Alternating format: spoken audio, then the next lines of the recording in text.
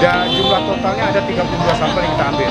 Dari 32 sampel ini sudah kita uji sampai sekarang ada 24. Alhamdulillah sampai saat ini tidak kita temukan bahan berbahaya.